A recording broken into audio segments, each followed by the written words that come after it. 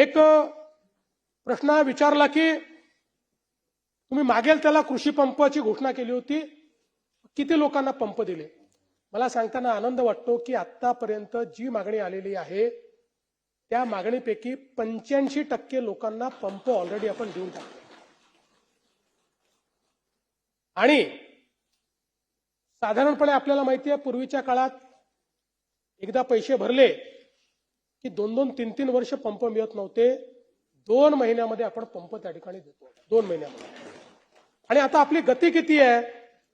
तर आपण जर विचार केला तर 2004 ते 2019 15 वर्षाचा कालावधी आपण जर बघितला तर त्या 15 वर्षाच्या कालावधीमध्ये आपण 14,74,000 पंप बसवले. 14,74,000 15 वर्षाच्या कालावधीत.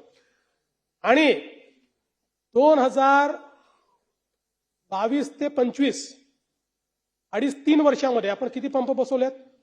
3 वर्षात बसवले 10,63,000. ते 15 वर्षात 14,74,000 आणि 3 वर्षामध्ये 4 वर्षात 3.5 वर्ष समजा, 3.5 वर्षात 10,63,000. त्यामुळे आणि आपल्याला माहिती आहे, आपण तर आता एका महिन्यामध्ये 50,000 पंप बसवण्याचा गिनीज बुक ऑफ वर्ल्ड रेकॉर्डमध्ये आपली नोंदणी ही त्या ठिकाणी झालेली आहे. आणि मला हे सांगितलं पाहिजे की आता ऍव्हरेज 40,000 पंप पर मंथ आपण त्या ठिकाणी लावतो.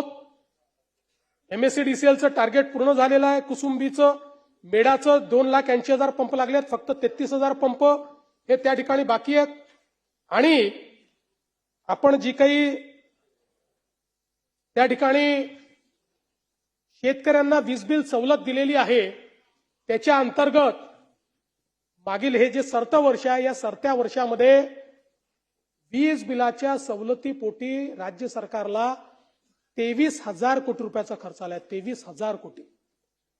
म्हणजे हे 23,000 कोटी रुपयेचे जे विजेचे बिल आहेत ते आपण माफ केलेले आहेत. जे शेतकऱ्याकडनं वसूल झाले असते ते आपण त्या ठिकाणी शेतकऱ्यांना माफ करण्याचं काम केलं आहे.